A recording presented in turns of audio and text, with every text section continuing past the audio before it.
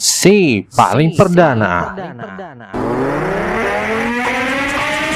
Kebakaran terjadi di sebuah lahan kosong dekat rumah susun Cakung Barat atau Albo, Jakarta Timur pada Kamis 27 Juni pagi. Kepala Seksi Operasi Sudin Gulkarmat Kota Jakarta Timur Gatot Sulaiman mengatakan kejadian ini diduga dipicu dari pembakaran sampah warga yang apinya membesar dan merambat ke tumpukan barang bekas di lahan seluas 80 meter persegi.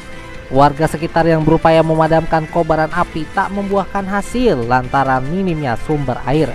Untuk memadamkan kobaran api tersebut, jelas Gatot, pihaknya mengerahkan 6 unit mobil pemadam kebakaran dengan kekuatan 28 personel. Tidak ada korban jiwa atau luka dalam peristiwa ini.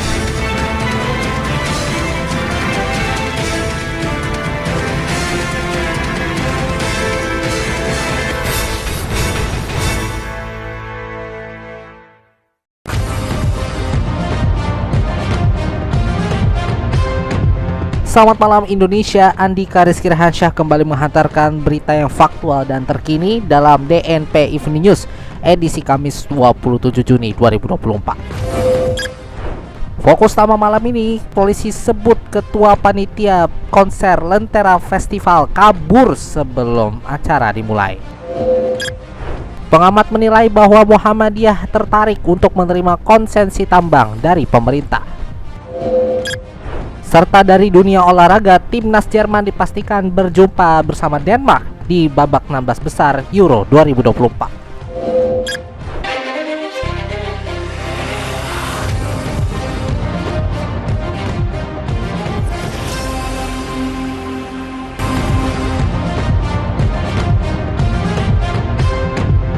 Polisi menyebut Muhammad Dian Permana, ketua panitia konser Lentera Festival, melarikan diri sebelum acara berlangsung. Awalnya konser tersebut berlangsung di lapangan sepak bola Pasar Kemis, Kabupaten Tangerang, Banten pada hari Minggu 23 Juni sore lalu. Namun Dian sudah melarikan diri 1 jam sebelum konser dimulai atau pada pukul 17 waktu Indonesia Barat. Berita selengkapnya dapat Anda baca melalui situs kami di news.tmnetwork.my.id. Pengamat kebijakan publik Muhammadiyah Ihsan Tanjung menganggap Ketua Umum PP Muhammadiyah Haidar Nasir telah memberikan sinyal tegas akan menerima izin usaha pertambangan atau IUP dari pemerintah. Menurut Ihsan, pernyataan tegas Haidar bahwa Muhammadiyah akan menerima IUP jatah ormas terlihat dalam satu kesempatan. Beliau mengatakan bahwa ekonomi harus diurus, sumber daya alam, hutan, laut, dan ikannya, airnya harus dirawat. Kemudian tambang dengan segala macam harus diolah dan tidak dirusak. Menurut Ihsan, Muhammadiyah hingga saat ini memang belum menyatakan sikap resmi untuk menerima atau menolak IUP jatah ormas dari pemerintah.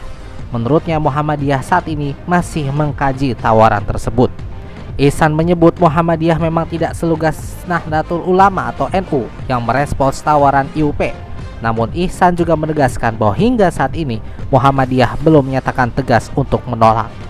Menurutnya jika ada pengurus yang menyatakan penolakan, mereka tidak mewakili organisasi PP Muhammadiyah, melainkan inisiatif pribadi. Gunung Semeru yang berada di perbatasan Kabupaten Lumajang dengan Malang, Jawa Timur tercatat beberapa kali erupsi dan ketinggian letusan dan melontarkan abu vulkanik hingga 900 meter di atas puncak pada Kamis pagi ini. Erupsi pertama terjadi pada Kamis pukul 1:17 waktu Indonesia Barat dengan tinggi kolom abu vulkanik teramati sekitar 800 meter di atas puncak. Kemudian erupsi kedua terjadi pada pukul 2:59 waktu Indonesia Barat. Erupsi ketiga Gunung Semeru terjadi pada pukul 6:44 waktu Indonesia Barat dengan tinggi kolom letusan teramati sekitar 600 meter di atas puncak dan kolom abu teramati berwarna putih hingga kelabu dengan intensitas tebal ke arah tenggara. Erupsi terekam di seismograf dengan amplitudo maksimum 21 mm dan durasi 102 detik. Pada pukul 7:39 waktu Indonesia Barat, Gunung Semeru kembali mengalami erupsi dengan tinggi kolom letusan teramati sekitar 800 meter di atas puncak. Gunung Semeru saat ini masih berstatus siaga atau level 3, sehingga Pusat Vulkanologi dan Mitigasi Bencana Geologi atau PVMBG memberikan rekomendasi agar masyarakat tidak melakukan aktivitas apapun di sektor Tenggara di sepanjang Besuk Kobokan sejauh 13 km dari puncak atau pusat erupsi. Di luar jarak tersebut, masyarakat juga diimbau tidak melakukan aktivitas pada jarak 500 meter dari tepi sungai pada sepanjang Besuk Kobokan karena berpotensi terlanda perluasan awan panas dan aliran lahar hingga jarak 17 km dari puncak. Kemudian warga juga dilarang beraktivitas dalam radius 5 km dari Rauk Kawah atau puncak Gunung Api Semeru karena rawan terhadap bahaya lontaran batu atau pijar.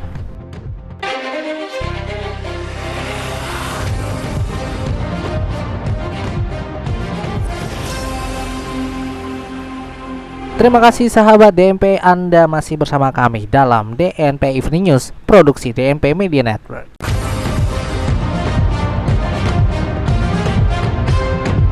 Tim penyidik Komisi Pemberantasan Korupsi atau KPK mengumumkan telah memulai penyidikan perkara dugaan korupsi proyek pengerukan alur pelayaran di 4 pelabuhan dan menetapkan 9 orang sebagai tersangka dalam perkara tersebut. Juru bicara KPK Tessa Mahardika saat dikonfirmasi di Jakarta pada Kamis 27 Juni mengatakan bahwa 9 tersangka tersebut terdiri dari 6 penyelenggara negara dan 3 dari pihak swasta. Meski demikian, KPK belum bisa menyampaikan siapa saja pihak yang ditetapkan sebagai tersangka, kronologis dugaan perbuatan pidana, dan pasal yang disangkakan kepadanya. Tessa menerangkan perkara dugaan tindak pidana korupsi tersebut terjadi pada proyek pekerjaan sebagai berikut. Yang pertama adalah paket pekerjaan pengerukan alur pelayaran Pelabuhan Tanjung Mas tahun anggaran 2015, 2016, dan 2017. Yang kedua adalah paket pekerjaan pengerukan alur pelayaran Pelabuhan Samarinda tahun anggaran 2015 dan 2016. Yang ketiga adalah paket pekerjaan pengerukan alur pelayaran Pelabuhan Banoa tahun anggaran 2014, 2015, dan 2016.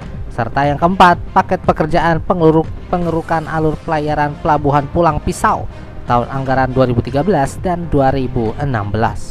Tessa juga memastikan KPK akan menyampaikan perkembangan penyidikan tersebut secara berkala. Penyidik KPK hari ini juga memanggil 5 orang saksi yang berstatus sebagai pegawai negeri sipil atau PNS untuk diperiksa sebagai saksi dalam perkara tersebut.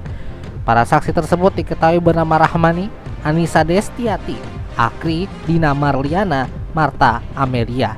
5 saksi tersebut dijadwalkan akan menjalani pemeriksaan di Polresta Palangkaraya. Sebelumnya pada Rabu 26 Juli, KPK telah memeriksa 3 orang pegawai negeri sipil untuk dimintai keterangan terkait perkara tersebut. 3 saksi tersebut bernama Otto Patriawan, Yohanes Ririp, dan Muhammad Ardiansyah. Pendeta Gideon Simanjuntak dilaporkan ke Polsek Kebayoran Baru atas dugaan tindak pidana penggelapan uang yang diduga dilakukannya sejak tahun 2021 hingga Januari 2024.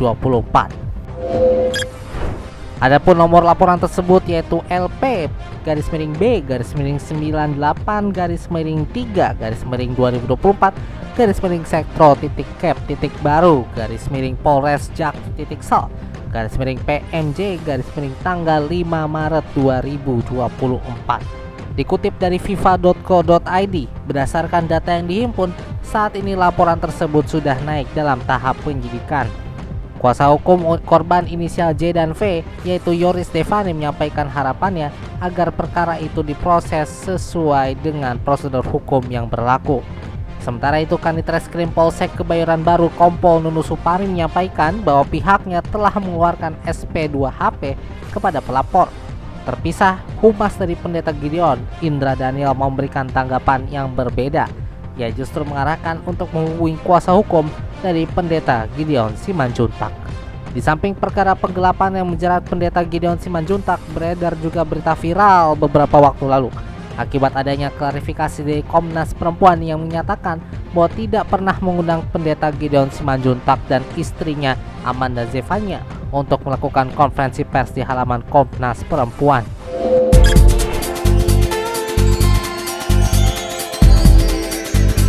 Kita masuk ke segmen Salam Olahraga, di mana timnas Jerman dipastikan berjumpa Denmark di babak 16 besar Euro 2024.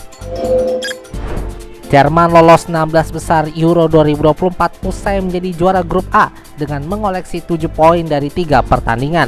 Jerman menang atas Skotlandia dan Hungaria, lalu imbang lawan Swiss.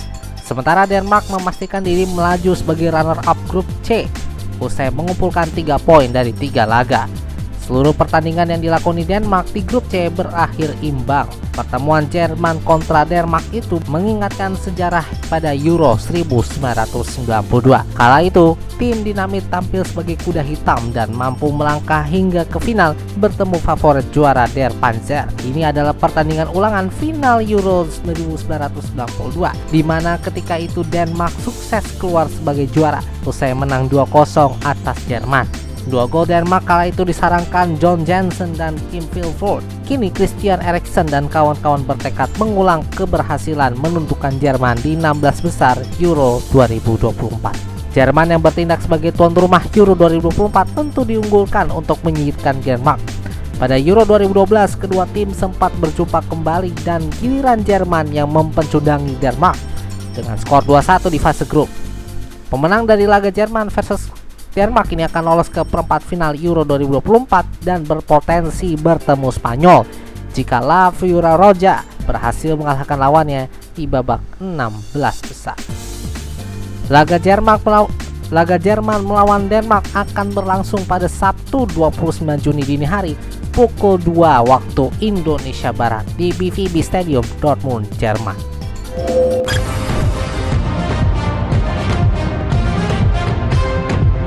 Sekian DMP Evening News untuk malam ini.